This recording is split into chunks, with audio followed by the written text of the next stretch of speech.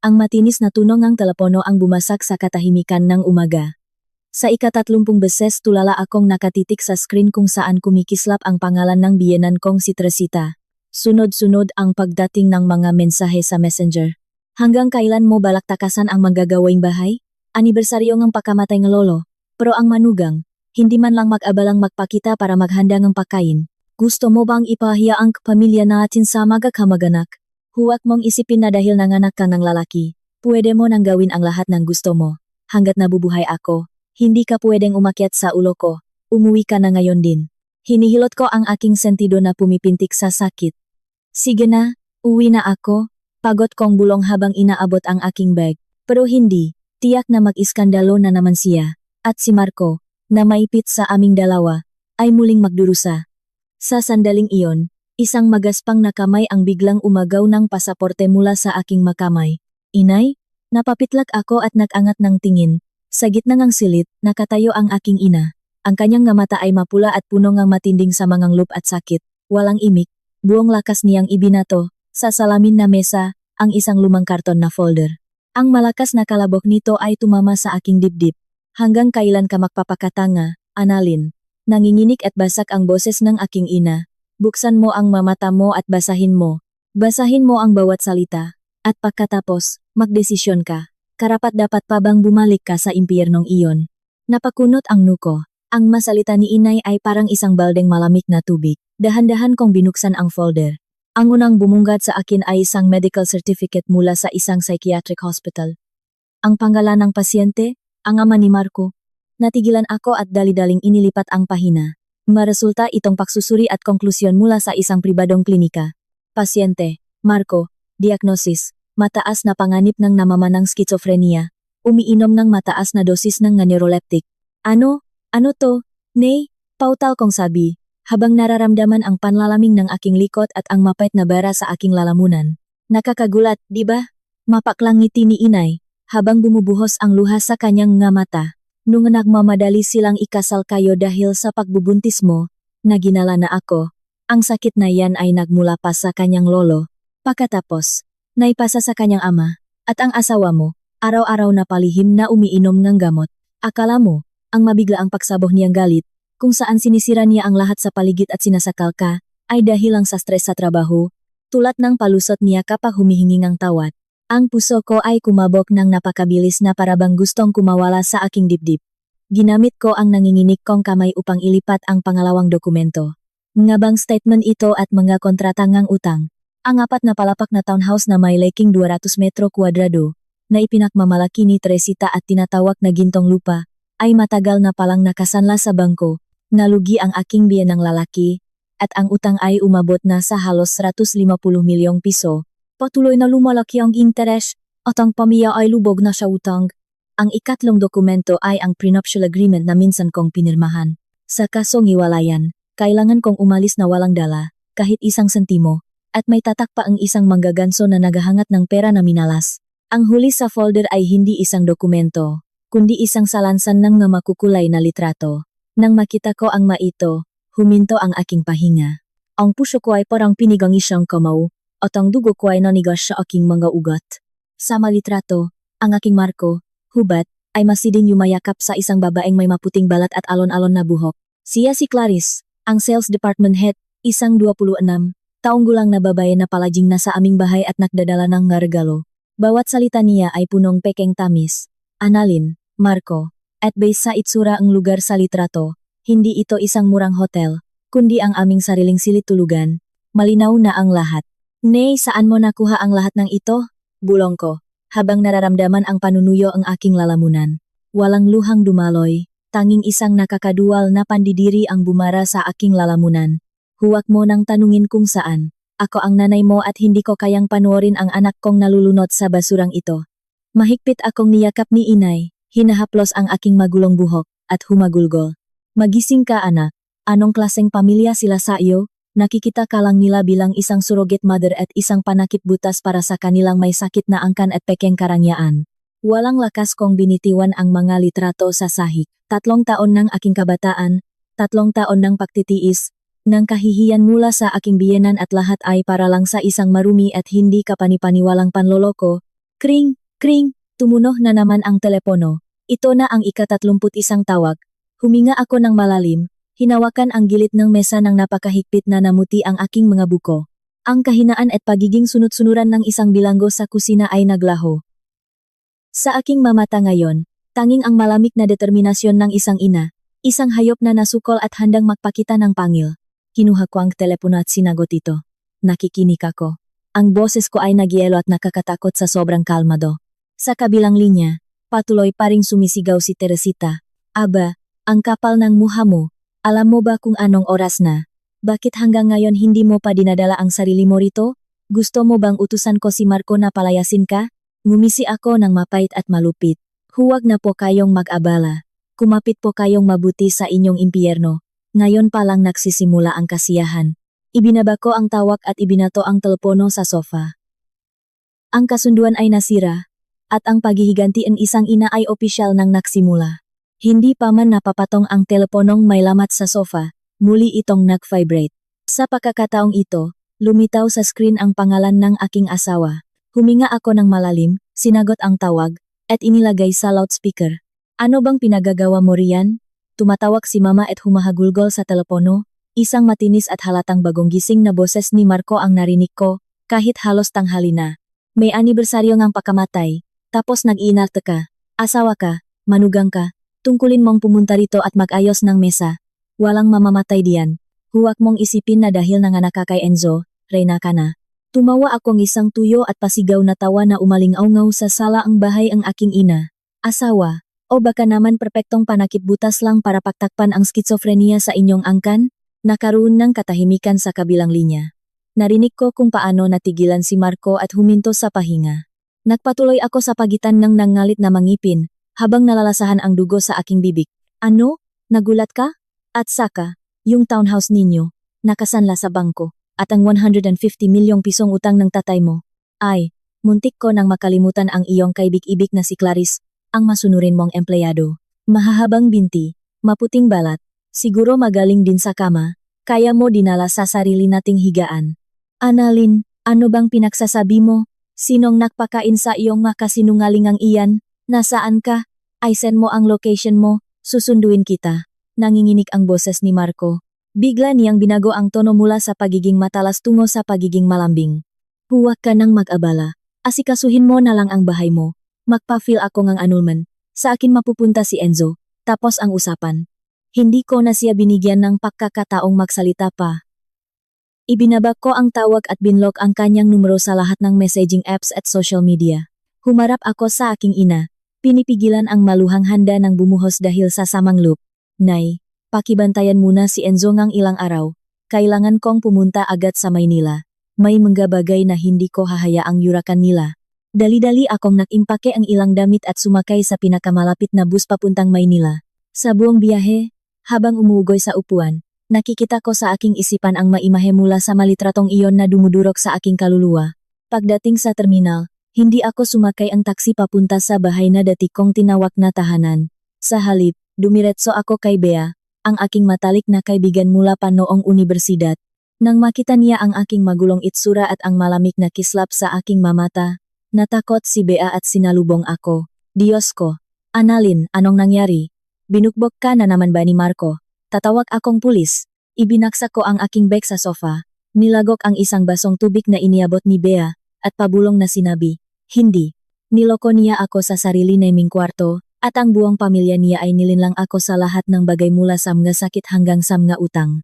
Isinalaysay ko sa kanya ang lahat, bawat detalye. Walang pinalampas na kahit isang papel mula sa folder na ibinigay sa akin ni inay. Matapos makinig, namula sa galit si Bea at buong lakas na sinuntok ang mesa. Hayop! Sinasabi ko na sayo nun pa. Madulas ang mukhang gagong yan, at anong balak mo ngayon? Kailangan ba?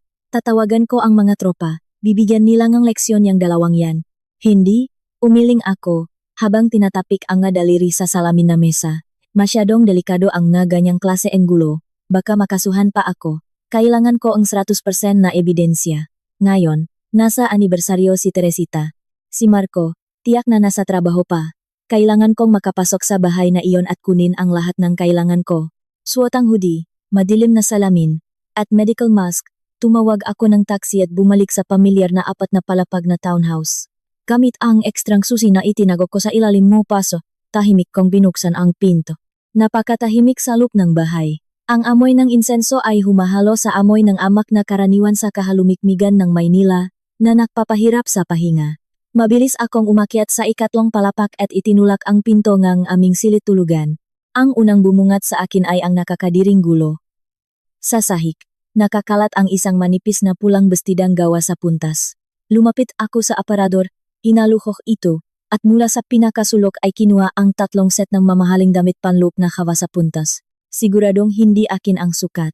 Namumuhay sila bilang mag-asawa, hindi man lang nagtatago, habang kasama ko ang aking anak sa bahay ni inay. Pinipigilan ang kumukulong galit. Binuksan ko ang laptop ni Marco na nasa kanyang desk. May ugali siyang i-save ang nga password sa browser.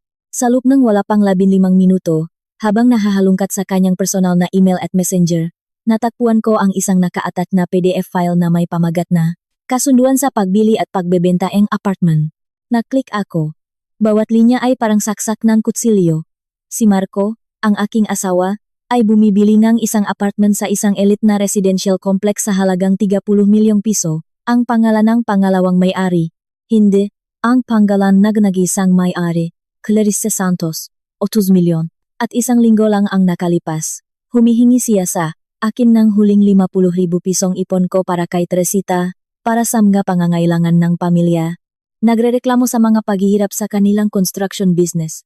Nangyanggali ang manggaan gipa, mabilis kong kinopya sa isang flash drive ang buong kontrata, ang kanilang malalakit na pag-usap kung saan tinatawag nila ang isa't isa na asawa, at ang maraming resibo para sa mga mamahaling libangan. Matapos kolektahin ang lahat ng ebidensya sa isang backpack, paalis na sana ako ng aksidenteng napansin ng aking tingin ang isang bukas na paketeng condom na walang pakundangang itinapon sa drawer ng bedside table. Isang ideya ang pumasok sa aking isip, ngumisi ako ang isang malamig at mapanlinlang na ngiti. Si Teresita, ang aking biyenan, ay isang babaeng despotiko, makaluma, at mababa ang tingin sa mga babae, ngunit kasabay nito. Sobra niyang pinapahalagahan ang kanyang reputasyon at kinasusuklaman ang kalaswaan. Sa bawat pagkakataon, sumisigaw siya tungkol sa tamang asal, mahalaga ng pamilya, at tinuturuan akong maging mahinhin. Paano kung makita niya mismo kung paano ang kanyang huwarang magiging manugang, na labis niyang hinahangaan, ay gumagawang kahalayan sa sarili niyang bahay? Walang awa kong ginupit ang 3 kondom at ikinalat ang mga ito sa bedside table. Sinadyang mag-iwan ng ilang piraso ng balat sa ilalim ng kama upang magmukhang natural at pabaya. Pagkatapos, kinuha ko ang botangang pabango ni Clarice na may matamis na amoy ng rosas na nakatayo sa kanyang vanity table. Ang murang amoy na ito ay makikilala ko kahit saan. Ibinuhos ko ito ng sagana sa mga kumot. Ang nakakasulasok na amoy ay pumuno sa silid.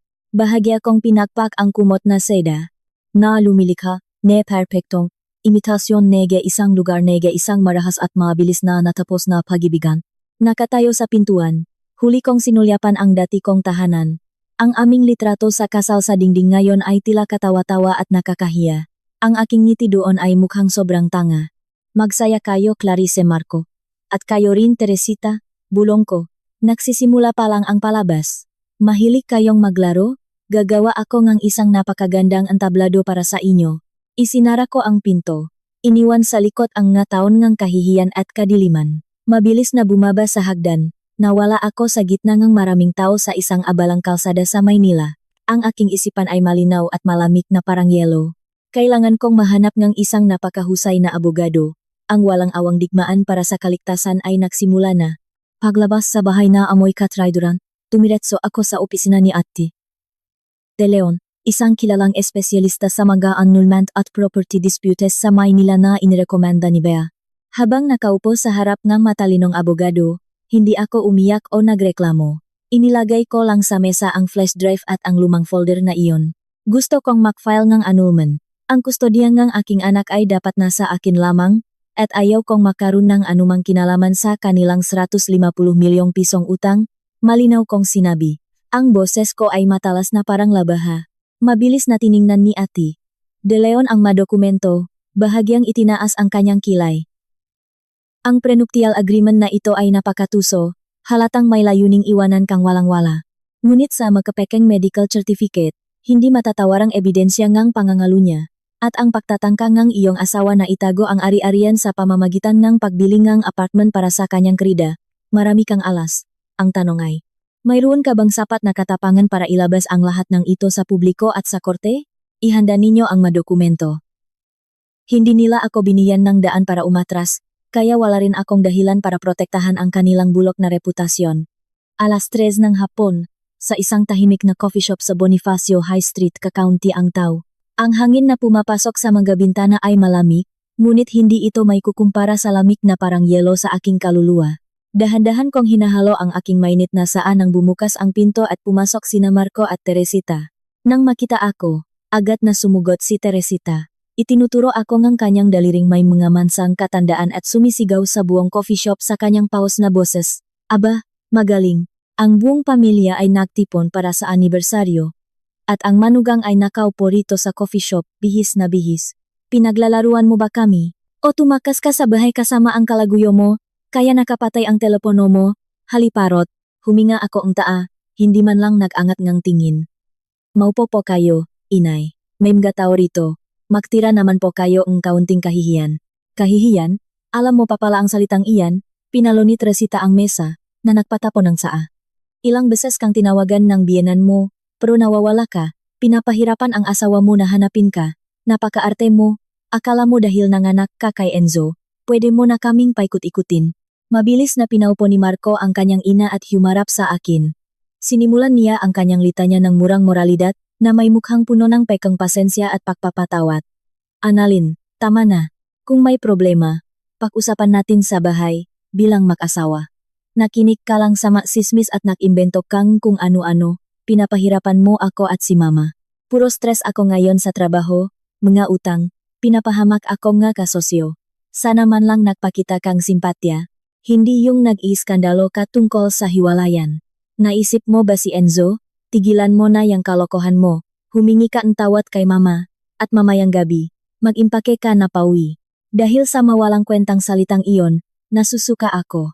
Totoo nga ang sinasabi nila, ang taong nananakit ay laging gustong gumanap na biktima. Stress sa trabaho, ngumisi ako na ikinapitlak ni Marco. O stress dahil sa pagtatagong schizophrenia ganaut polihim na pag-inom neuroleptics para pigilan ang mga atakeng galit kapag sinasakal mo ang asawa mo hamarso. Ang masalita ko, parang nagyayalong tubig, ay bumuhos sa katahimikan. Namutla ang mukha ni Marco. Natigilan siya na nakabukas ang bibig. Ano? Anong pinagsasabi mo? Walang pag-alinlangan. Inilabas ko mula sa aking bag ang sertipiko na may pulang selyo at ibinato sa kanyang mukha. Lumapag ang papel sa mesa. At heto ang malinis na medical certificate na ipinakita ninyo sa akin ng nanay mo bago ang kasal. Anong masasabi ninyo ngayon? Namamanang sakit mula sa lolo. Akala mo may tatago mo ito habang buhay? Sumugot si Teresita sa sertipiko. Nanginginig ang kanyang makamay, ang kanyang mukha ay naging kulay abo. Sinungaling ka. Walang utang na loop na haliparot. Pinipintasan mo ang asawa mo. Pinipintasan, pinutol ko siya. Ang aking tingin, matalas na parang talim, ay tumusok sa mukhang babaeng ilang taon akong inalipusta. Kung gayon, paano ninyo ipapaliwanag na ang asawa ninyo ay isinanla, sa bangko ang inyong gintong lupa, ang inyong townhouse, at nag-iwan sa pamilya ang 200 milyong pisong utang? Sa bawat pagkakataon, ipinagmamalaki ninyo ang inyong marangal na pinakmulan, at tinatawag akong pulubi. Pero sa katotohanan, nakaupo kayo sa isang bombaang utang at inakit ninyo ako sa impyernong ito para magsilang ako ang isang malusok na tagapakmana. Sa pagkakataong ito, ibinato ko sa mesa ang mga bank statement at mga kontratangang utang. Napasinghap si Teresita, kumapit sa gilid ng mesa para hindi matumba. Ang pekang maskarang aristokrasya na maingat niyang isinuot sa loop ng maraming taon ay natanggal sa harap ng lahat. Annalyn, tumahimik ka. Umungo si Marco, tumayo at hinampas ang mesa. Lumitaw ang mga ugat sa kanyang lig. Itinaas niya ang kanyang kamay, handa na akong sampalin, pero hindi na ako ang dating sunod-sunurang Annalyn. Tinaas ko ang aking baba at tinitigan siya ng diretso sa mata. Subukan mo lang akong saktan. May mga kamera sa coffee shop na ito, at ang istasyon ng pulis ay 500 metro lang mula rito. Sige, sampalin mo ako, para magkaroon ako ng mas maraming ebidensya para sa korte. Ang kamay ni Marco ay nanigas sa ere, pagkatapos ay dahan-dahang bumaba, na naging isang kamao. Nangalit ang kanyang mangipin. Ano ba talaga ang gusto mo, pra? Ha? Kung makikipaghiwalay ka ngayon, wala kang makukuha. Huwag mong kalimutan ang prenuptial agreement. Oh, wala akong makukuha. Pero ikaw, mukhang sobra-sobra ang pera mo. Ngumisi ako at ibinigay ang huling nakamamatay na suntok.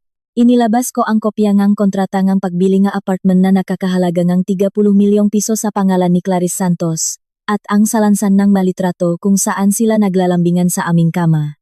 Sinadya kong ilapit ang mga litrato kay Teresita. Inay, ipinakmamalaki ninyo ang inyong nga prinsipyo, di ba? Kinamumuhian ninyo ang kalaswaan at nga babaeng sumisira ngang pamilya, tama, tumingin po kayong mabuti. Ang inyong mabait na anak, na labis ninyong pinahahalagahan, ay nakahiga ng hubad sa kamangang inyong anak. Yumuko ako sa tainga ni Teresita at bumulong, na parang naglalagay ng asin sa kanyang walang hanggang pagmamataas. Kaninang hapon, dumaan ako sa bahay. Sa aming silid-tulugan, nakakalat ang magamit na kondom at amoy murang pabango ngang, inyong Clarice.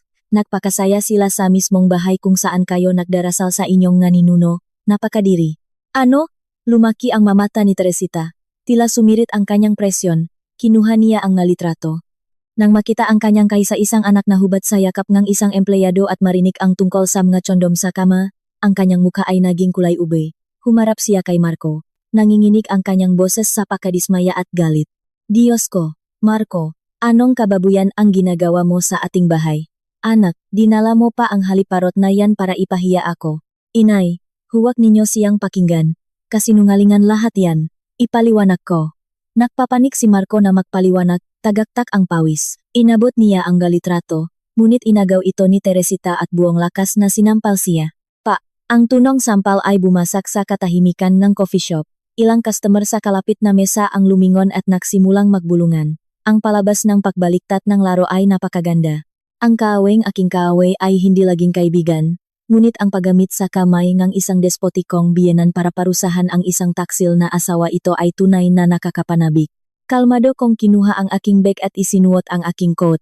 Lahat ng alas ay nasa mesa na. Ang pananatili rito kahit isang segundo pa ay pagpaparumi lamang sa aking mga mata. Lahat ng bala, nailabas ko na. At ikaw, Marco, kunin mo ang iyong murang prenuptial agreement at aliwin mo ang sarili mo mag-isa. Ang korte ang magpapasya kung kanino mapupunta si Enzo. At tungkol sa 30 milyong pisong iyon na palihim mong inilabas mula sa badyet ng pamilya para sa iyong krida, ang abogado ko na ang bahala diyan. Tumalikot ako para umalis, ngunit hindi ko nakalimutang lumingon at ibato ang huling mapanirang suntok sa bulok na harapan ng isinumpang pamilyang ito. Maganda kadyo para sa korte. Sa larong ito, siguradong hindi ako ang talo. Buwang pagmamalaki kong itinulak ang pinto at lumabas. Ang hangin mula sa BGC ay humampas sa aking mukha. Ngunit ang aking likod ay tuwid. Dumating na ang oras upang alisin ang dumi at bawiin ang lahat ng nararapat sa akin. Kinabukasan, ang malamig na hangin ay humahaginit sa labas ng mga bintana ng taxi. Huminto ako sa tapat ng gate ng kindergarten na munting araw. Nanikip ang aking dibdib nang, habang nagtatago sa likod ng pada na punong bulaklak, sumilip ako sa loop. Habang naglalaro, ang mga bata ay nahahabulan, nagtatawanan. Tanging ang aking si Enzo ang malungkot na nakaupo sa duyan sa isang sulok. Mahigpit niyang yakap ang isang sira-sirang teddy bear na ako mismo ang gumawa para sa kanya. At paminsan-minsan ay humihikbi, pinupunasan ang kanyang maluha at bumubulong. Mommy, kunin mo na si Enzo. Saan ka pumunta? Kinagat ko ang aking kamay hanggang sa masaktan para hindi humagulgol. 2 araw pa lang nawala ako, pero ang anak ko ay payat na, at ang kanyang nga mata ay namamaga sa kayak. Tiyak na ipinasa ni Marco ang pag-alaga kay Enzo kay Teresita, at ang biyenan ko ay marunong lamang sumigaw at manermon. Manang-mana sa ina, pabigat din, marahil ang nga salitang naririnig niya.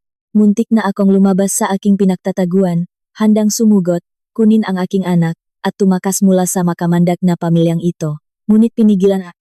Kung magpapadala ako sa emosyon ngayon, gagamitin nila ito laban sa akin. Sasabihin nilang hindi ako nasa tamang pag-iisip, at mawawalan ako ng kustodiya. Maghintay ka, Enzo, tiisin mo lang. Ayusin ni Mommy ang lahat ng gulo at kukunin ka ng may pagmamalaki. Mahigpit kong bulong. At tumalikot ako at lumakat palayo na may mukhang bato. Ang huli kong kahinaan ay pinatay nga luhang aking anak. 10:00 ng gabi, sa apartment ni Bea, nakayuko ako sa laptop, gumagawa ng financial summary para kay Ate De Leon. Biglang pumasok si Bea sa silid, ang kanyang muka ay pula sa galit. Hawak niya ang kanyang telepono. Annalyn. Tingnan mo ang duming pinakalat nila. Mahayop talaga. Patalikot kung tumira, sabi ni Bea. Napakunot ang nuko at kinuha ang telepono. Sa isang sikat na Facebook page na ang loop ng isang kasal na may milyon-milyong followers, may isang anonymous na post na mabilis na sumikat. Libu-libong likes at komento sa loop lamang ng 2 oras. Ang pamagat, na nakasulat sa pulang letra, ay sumisiga. Babala. Postpartum depression. Pangangalunya, at kalaswaan sa sariling kama. Binasa ko ang teksto. Isang madramang kwento ito tungkol sa isang asawa na nagpapakahirap magtrabaho para sa pamilya at matiyagang inaalagaan ang asawang dumaranas ng postpartum depression. Ang kasukdulan ay ang kasinungalingan kung paano niya, sa sobrang pakabali, iniwan ang kanyang umiyak na 3 taong gulang na anak at tumakas kasama ang kanyang kalaguyo. Higit pa rito, dinala pa raw ng baliw na babae ang kanyang kalaguyo sa bahay. Nakalat ng mga kondom sa kama para inisin ang asawa at matandang biyenan. Sa ibaba, nakalakip ang litrato ngaming silit tulugan na may maginupit na kondom na ako mismo ang naglagay kahapon. Napakabalinto na. Ginamit nina Teresita at Marco ang sarili kong patibong para siraan ako. Ang matao sa internet ay sumugot sa akin ng masumpa. Dapat ikulong ang magaganyang klaseng ina. Kawawa naman ang asawa at biyenan, nakalaga ng ahas. Anong depression, malandi lang talaga. Napapadyak sa galit si Bea. Kita mo na, sinabi ko na sayo na ayusin mo agad yang krida na yan. Ikaw ang naglagay sa biyenan mo sa alanganin. Pero kasapwat pala niya si Marco at binaliktad nila ang lahat para ikaw ang lumabas na may kasalanan. Ay delete mo ang account mo. Annalyn, magtago ka muna. Ibinalik ko ang telepono kay Bea at malamig na ngumisi. Akala ba nila, sa murang kasinungalingan at panggigipit ng publiko, mapapasuko nila ako at alis na walang dala. Yan ang pinakamalaki nilang pagkakamali. Ginalaw nila ang anak ko at niyurakan ang dangal na iningatan ko sa loob ng 3 taon. Bakit ko idedelete? Sila mismo ang humukay ng sarili nilang libingan. Kaya tutulungan ko silang mahigarun. Binuksan ko ang laptop at pumasok sa aking personal na Facebook account, kung saan mayroon akong mahigit 10,000 followers mula pa noong matagumpay kong karera sa marketing. Hindi ako nakmadali. Bawat pindot sa keyboard ay malinaw at matatak. Isang post ng sagot. Walang anonymous. Walang pagtatago. Sigaw ng isang ina na inagawan ng lahat. Pamagat. Sagot sa pamilya ang aking asawa at sa kanyang krida. Kung kailan naubos ang pasensya ang isang ina. Ako si Annalyn. Ang asawa at ina na ngayon ay binabatong ng putik sa isang anonymous na post. 3 taon kong isinakripisyo ang aking karera para sa pamilya. At ano ang natanggap ko? Isang malaking panloloko sa isang magandang balot. Inilakip ko ang 3 dokumento. Tinakpan ang nga personal na data ngunit nag-iwan ng sapat para malantad ang kanilang katotohanan. Litrato 1. Diagnosis namamanang schizophrenia at reseta neuroleptics para kay Marco. Inilantad ko ang kanilang krimen sa pamemekeng medical certificate bago ang kasal. Litrato 2. Kontrata ang utang sa kanilang bahay na may 150 milyong pisong utang. Ang kanilang elite na harapan ay naging isang bulok na balon ang utang. Nilinlang nila ako para magsilang ang isang malusok na tagapagmana. At sa wakas, ang nakamamatay na suntok, inilakip ko ang screenshot ng kontrata ng pagbili ng apartment na nagkakahalaga ng 30 milyon sa pangalan ni na Marco at Clarice, kasama ang nakakadiring litrato kung saan tinakpan ko ang mga mukha ngunit iniwan ang makikilalang seda na kumot. Inaakusahan ninyo akong depresyon at pagdadalang kalaguyo sa bahay? Kung gayon, tingnan ninyong mabuti kung sino ang nakahiga ng hubad sa aking sariling kama. Ito si Clarice, ang inyong huwarang empleyado. At ang 3 gamit na kondom para sa inyong kaalaman. Magabakas iyon ng kasiyahan ng aking asawa at ng kanyang krida, na iniwan habang isinusugot ko ang aming anak sa ospital na may pneumonia. Tinatawag akong malandi ang aking biyenan, ngunit tahimik siyang nanonot, habang inilalabas ang kanyang anak ang 30 milyon mula sa budget ang pamilya para bumili ang apartment para sa krida. Sa dulong post, nagiwan akong hamon. Ako ay isang ina. Marami akong kayang tiisin. Ngunit para protektahan ang aking anak mula sa isang may sakit na ama at isang pamilya ngang na sinungaling, lalaban ako hanggang sa huli. Ibabalik ng batas at ng publiko ang hustisya. Pinindot ko ang publish. 15 minuto ang lumipas, sumabog ang internet. Ang aking nga hindi matatawarang ebidensya ay dinurog ang kanilang murang anonymous na paninira. Ang opinyon ng publiko ay umikot ng 180 degrees. Libu-libong shares at galit na komento ang bumuhos sa pamilya ng aking asawa. Nahanap ng mga tao ang kanilang mga personal na page, ang page ni Clarice, at ang pinakamalala, ang page ng kanilang construction company. Diyos ko, hindi sila tao, magahayop. Nilinlang ang babae para ipasa sa kanya ang 200 milyong utang. Construction company ni Marco, boycott, huwag makipag, deal sa mga manloloko. Laban Annalyn, kasama mo kami, wasakin mo ang mahayop na yan. Nakatabi si Bea, nakanganga, habang tinitingnan ang agos ng mga komento. Annalyn, ito na ang knockout. Ang kumpanya nila ay hirap na, at pagkatapos nito, tiyak na katapusan na nila.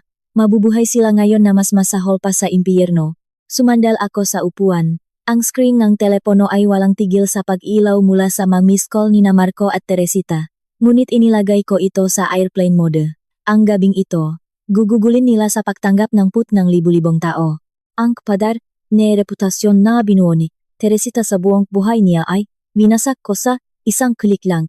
Ipinikit ko ang aking mga mata. Sa aking isipan, nakita ko ang imahe ni Enzo na umiyak sa kindergarten. Ang araw na kukunin ko siya ay malapit na. Halos isang linggo na ang nakalipas mula nang sumabog ang internet. Ang construction company ng aking biyenan ay dumaranas ng matinding boycott. Isa-isang pinutol lengge partner ang kanilang kontrata. Natatakot para sa kanilang reputasyon. Ngunit hindi pa iyon sapat. Isang umaga, habang kasama ko si Ate De Leon at tinitingnan ang mga dokumento, tinapik niya ang mesa.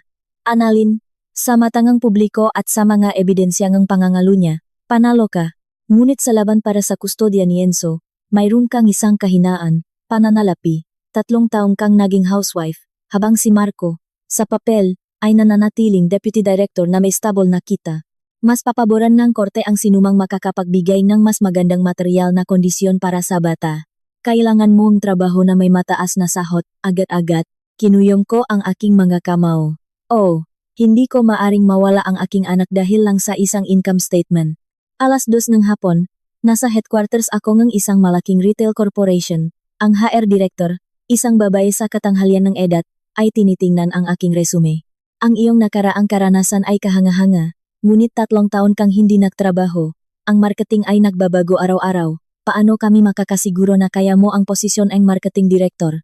Ngumiti ako nang may kumpiyansa at inilapit sa kanya ang isang iPad na may bukas na statistics ng post na iyon. Sigurado ako na ang aking kasanayan sa crisis management at unawa sa psychology ng masa ay hindi nawala, bagus ay lalo pang tumalas.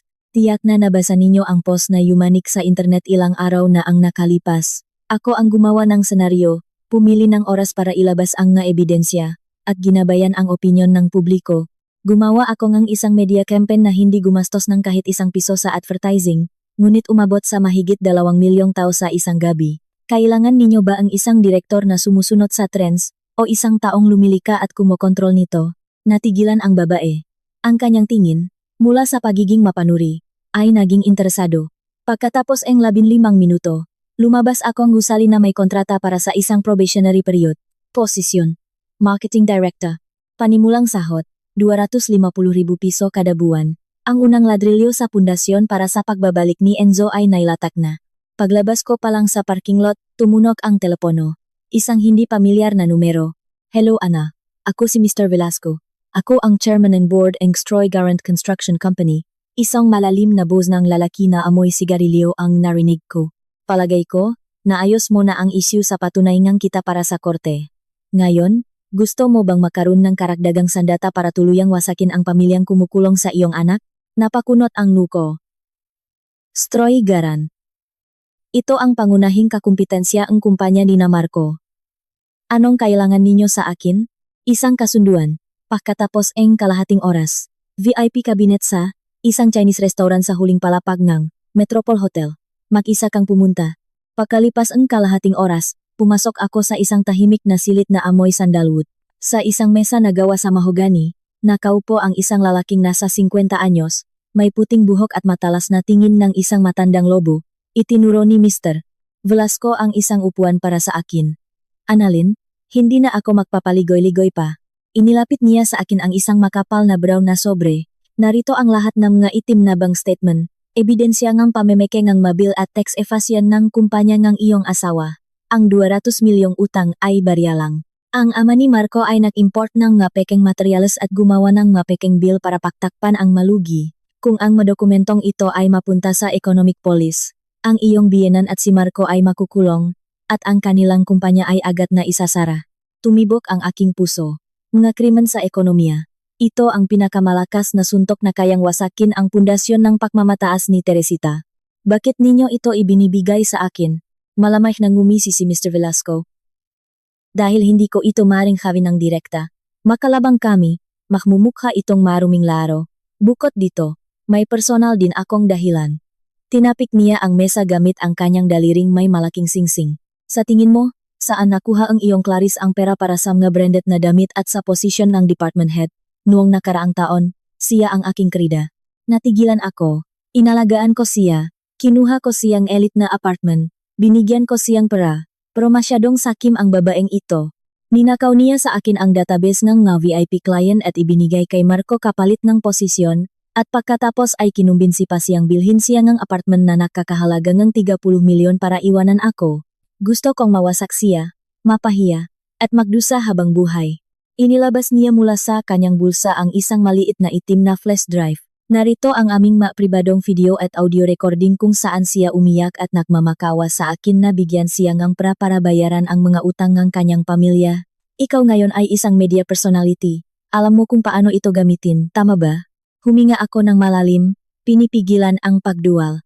Anong klaseng maruming mundo? Ang pamilyang sa bawat pagkakataon ay sumisigat tungkol sa moralidad ay nag-alaga ngang isang magnanakaw at krida at ginastos sa kanya ang pera ng pamilya. Ibig sabihin, bibigyan ninyo ako ng bala, at ako ang kailangang pumutok, ngumisi ako.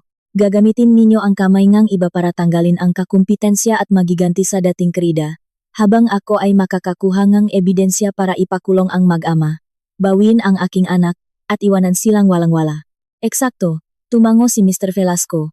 Ang aking kawe ay aking kaibigan. Ikaw ay sapat na matalino at malupit para dito. Tatanggapin mo ba? Buong tapang kong kinuha ang sobra at ang flash drive. Nahanap ninyo ang tamang tao, Mr. Velasco.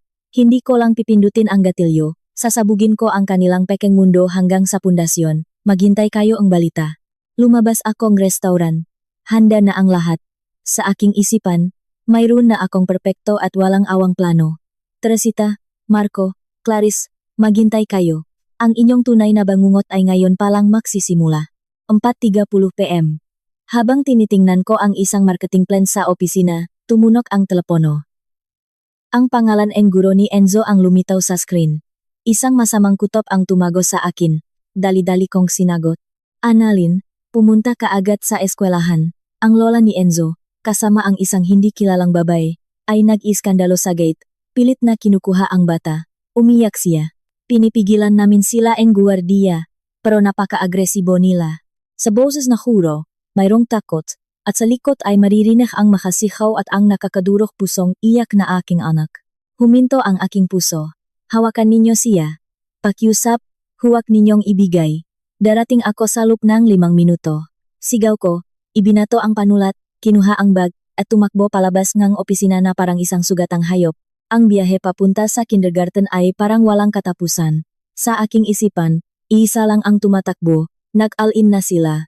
Dahil sa panggigipit ng publiko at mga utang, nagpasya silang agawin si Enzo para gamitin siyang hostage at pilitin akong pumirma ang pagtalikot sa lahat. Biglang huminto ang taksi sa tapat ng gate. Tumalon ako palabas ng sasakyan. Ang tanawin sa aking harapan ay nagpakulo sa aking dugo. Sa gitna ng mga magulang, nakatayo si Teresita. Isang kamay na nakakapit sa kwelyo ng aking anak, habang ang isa ay itinutulak ang guro. Ang aking 3 taong gulang na anak, basang-basa sa luha, ay nagpupumiglas at sumisiga. Bitawan niyo ako, hinihintay ko si mommy, ayokong sumama sayo.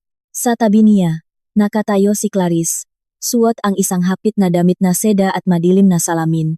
Tumabi po kayo, huwag kayong makialam sa problema ng pamilya. Sabi niya, may postpartum depression ang nanay niya. Tumakas siya sa bahay. Nag-aalala ang lola sa apo niya.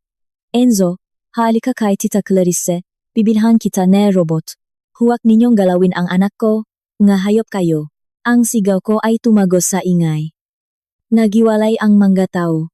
Sumugot ako at buong lakas na inalis ang kamay ni Teresita sa aking anak. Agad na yumakap si Enzo sa aking lik, nanginginig ang buong katawan. Nandito na si mommy anak. Walang kukuha sayo. Napasuray si Teresita, ngunit agad na nakabawi at muling sumugot sa akin. Aba, dumating ka, haliparot, pirmahan mo na ang pagtalikot sa bata at lumayas ka sa buhay namin. Ipinahiya mo kami. Dahil sayo may problema si Marco. Akala mo hahayaan kitang kunin ang apo ko. Muli niyang sinubukang agawin si Enzo, ngunit itinulak ko siya. Apo, may karapatan ka pa bang sabihin ang salitang yan? Nasaan ka nung hating gabi kong isinugot siya sa ospital? Ay oo nga pala, pinagtatakpan mo ang anak mo na nagpapakasaya kasama ang krida niyang yan sa kama ko. At ngayon, na malapit nang malugi ang kumpanya ninyo at ang 200 milyong utang ay malapit nang agawin ang bahay ninyo, pumunta kayo rito para agawin ang bata at i-blackmail ako? Managinip kayo. Ang aking nasalita, na malakas at malinaw, ay umabot sa lahat ng nasa paligid. Nagsimula ang bulungan. Ilan sa kanila ay nakilala ako pagkatapos ng iskandalosong post. Diyos ko, yan yung pamilyang gustong ipasa ang utang sa asawa. Tingnan mo yung matandang bruhang yan, kasama pa ang kridangang anak para maknakaw gata. Walang hiya. Nakita ni Clarice na bumaliktad laban sa kanila ang opinyon ng publiko. Tinanggal niya ang kanyang salamin at nakunwaring mabait. Annalyn, huwag ka nang sumigaw.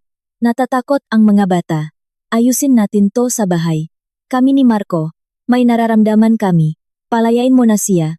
Pirmahan mo na ang mga papel. Pangako, mamahalin ko si Enzo na parang tunay na anak. Muntik na akong masuka. Tumawa ako ngang malamig at matinis na tawa. Parang tunay na anak? Hanggang kailan ka magpapanggap na mabait na madrasta?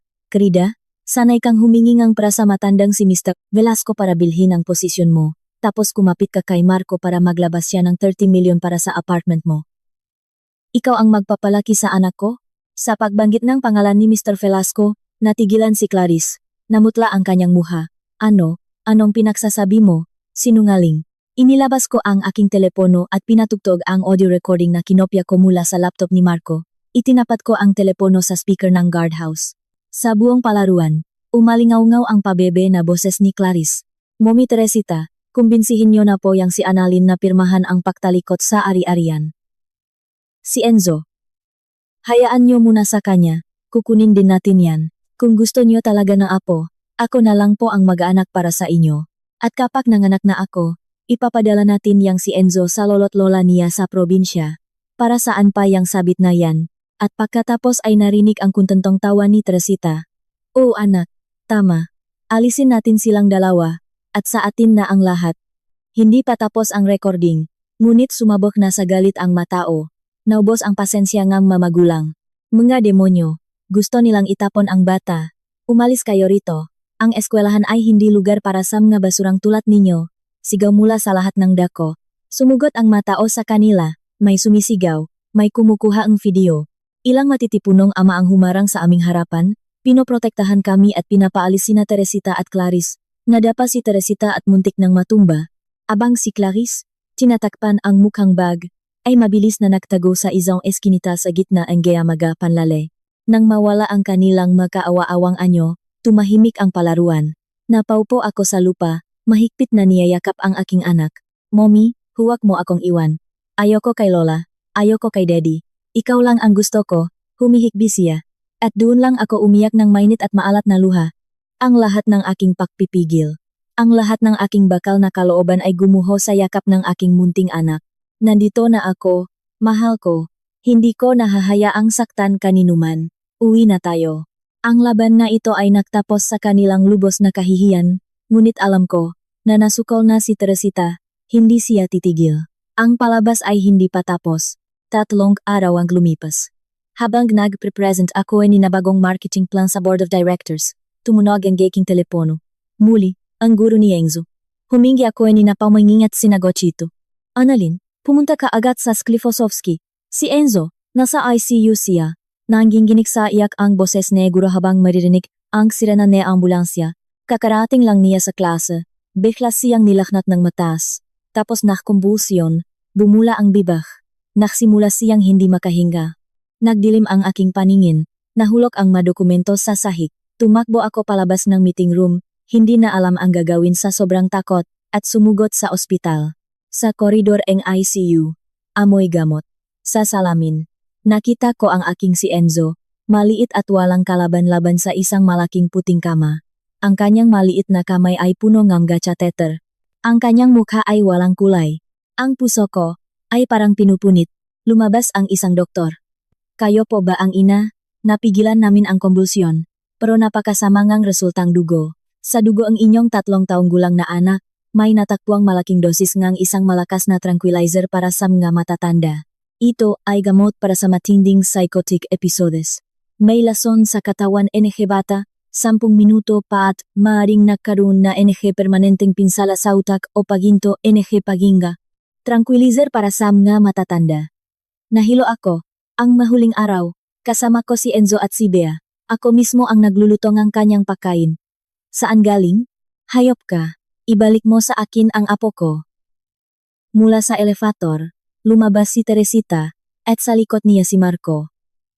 Pinalo ako ni Teresita ng kanyang bag. Mga tao, tingnan ninyo, muntik nang patayin nitong babaeng ito ang sarili niyang anak, kinuha niya ang apo ko para pahirapan hanggang mamatay. Sumugod din si Marco sa akin. Nababaliw ka na ba, Annalyn? Tiniis ko lahat ng kalokohan mo, para saan pa yung trabaho mo kung nag-agaw buhay ang anak mo, paano mo siya binantayan? Nakatayo akong tulala. Pinapanot ang dalawang ito, ang kanyang ama at lola, na ibinubuhos sa akin ang kanilang galit. Biglang natuyo ang aking mga luha. Itinulak ko si Marco at buong lakas na sinampal. Pa, manahimik kayong dalawa, sigaw ko. Tigilan niyo na yang palabas ninyo. Sa dugo ni Enzo, natakpuan ang parehong tranquilizer na iniinom ninyo, Teresita. Buwan-buwan para itago ang sakit ng pamilya ninyo. Sa isang giglap, natihilan ang muka ni Teresita sa takot. Anong pinagsasabi mo? Nakakandado ang minagamot ko. Nakasara nga sa aparador ninyo.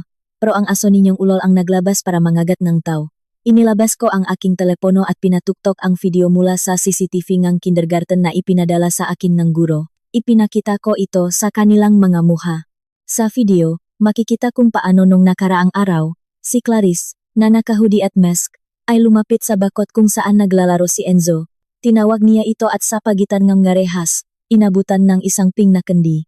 Ang aking anak, na nakilala siya, ay kinuha ang kandi at isinubo. Nakikita nyo? Nanginginig ang boses ko sa galit.